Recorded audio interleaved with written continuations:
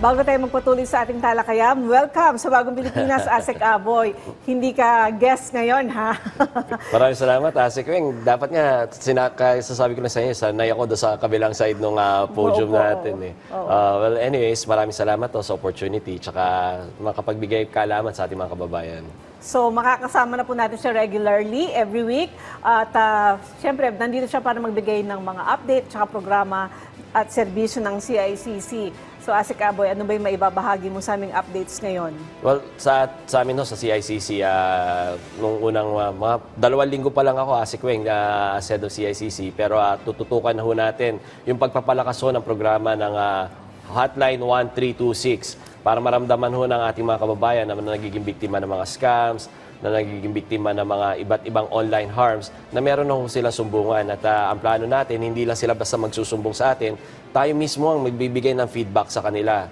In-establish na rin natin, 24/7 na rin ang Threat Monitoring Center. Napakita natin yung kakayahan ng Threat Monitoring Center nung nakaraang halalan. Ngayon, ginawa na natin 24/7 to para naman bantayan yung ating cyberspace laban sa iba't ibang mga online harms, katulad doon ng online illegal gambling, child pornography, and human trafficking. Kahapon lang, kausap ko si Sec Kiko at ang DA. Babantayan na rin natin yung mga agricultural smugglers. So, iba't iba hong mga online harms ang babantayan natin. Kasama na dyan, syempre, yung banta ng fake news at disinformation sa ating lumalagong demokrasya.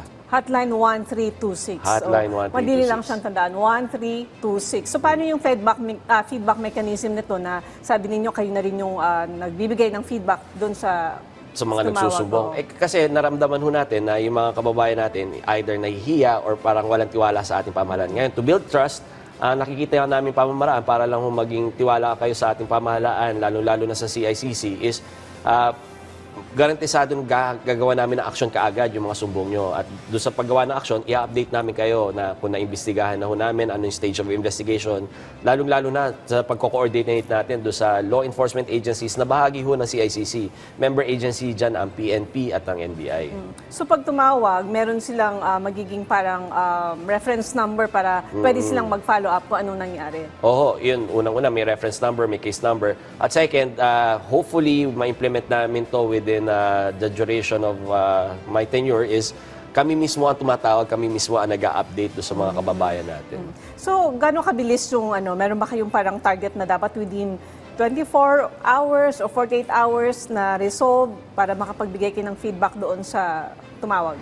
Internally, meron akong tinalaga na 6 hours na kailangan may initial report. Wow. Na 6 hours initial report. So, ano yung ginawang action, ano yung initial investigation. Tapos after 24 hours, kailangan may somewhat complete report na. So hopefully by that time, tapos if it necessitates further investigation, papasok sa iba't ibang mga tools namin. May mga analyzer kami for deepfakes. May analyzer, meron kami mga social media listening tools, may mga investigation tools kami. Tapos pag pinasok natin doon, tapos pag naipasa na natin sa LEA, doon sa mga law enforcement agencies natin, kailangan kami rin mismo ang kukulit doon sa mga LEAs natin na paano na yung status nung investigasyon nila. Tapos, siyempre, secured yung identity nung tumawag. Oo, isa yun sa kailangan na compliant tayo do sa Data Privacy Act natin. Lalong-lalo na partner agency namin or sister agency namin ang National Privacy Commission. Tapos, I think that's one of the fears din ng mga kababayan natin pag na-scam sila. Na pag nagbiktima sila na scam, nabubulalas or na-reveal yung identity nila na naging biktima sila ng scam. So, we try to protect that, we try to secure that, Asek Weng. So, isa na lang. Yung tumawag, halimbawa, meron ba kayong parang mekanismo para malaman kung authentic yung tumatawag or nagsusubok lang siya, sinusubukan kayo, baka maghahanap siya ng butas kung paano kayo lalampasan or paano kayo lulusutan? May mechanisms tayo for unang-una, andyan yung mga safeguards natin to secure or to not only secure but to ascertain the identity ng mga tumatawag natin. At hopefully ma-implement natin na ididikit natin sila do sa national ID system natin nila. Tapos parang yun yung form ng KYC. Feeling ko nga, Asik Wing, tatawag ka sa amin sa mga tanong mo eh. Hindi, kasi baka meron marami dyan nagsusubok lang. Dahil dati dun sa eGov app, may mga nag-try lang sila sa kanila na subukan yung app. So ito, congratulations naman sa salamat inyong po. 2025 Gov Media Awards. Congratulations sa DICT at syempre sa buong gobyerno, sa lahat ng buong ito. Ano ba to? Yung Gov Awards ho ay isang United Nations Awards na ginawa ho sa ating bayan, hindi lang ho sa DICT. Kung saan ho, tumaas ho tayo ng 15 places from our previous ranking ho. This is born out of yung mga improvements natin towards digitalization na pangunahing direktiba ho ng ating mahal na Pangulong Ferdinand Marcos Jr. na talagang i-digitalize yung services of government at kailangan yung mga tao sa baba, yung mga kababayan natin, magkaroon ng access sa ating internet at magkaroon ng access do sa basic government services natin towards digitalization po. So, ano ho to, iba't ibang mga programa na ini-implement. Tapos, 15% kasi yung increase natin din do sa index na yon. So, congratulations ho, not only sa DICT, sa pangunguna ho ni Secretary Henry Aguda, but more importantly, congratulations ho sa ating bansa kasi we're that step closer towards full digitalization sa ating bayan.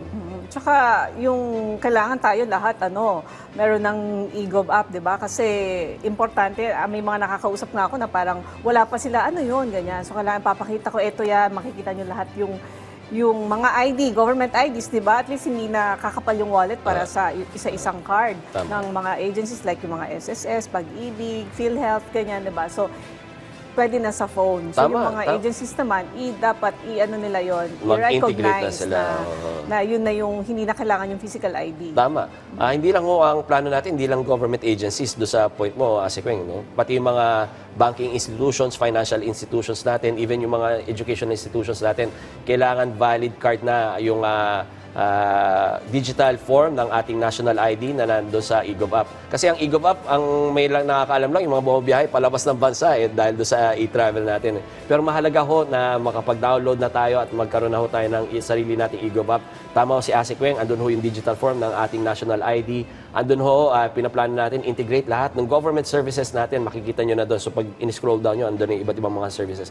At sa bahagi naman namin sa CICC, nakipag-usap na ho kami sa eGov team ni Yusek Dave na magkakaroon tayo ng boto na pag kayo rin ho ay may reklamo or may sumbong with regards to online scams, meron ng button doon at link papunta doon sa hotline 1326 natin. Iba pa yan doon sa e-sumbong.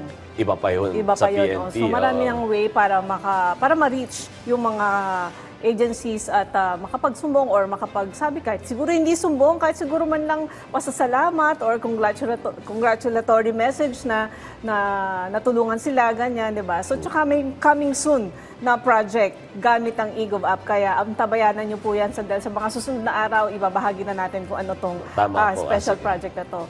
Okay, maraming salamat sa update mo, Asik Aboy.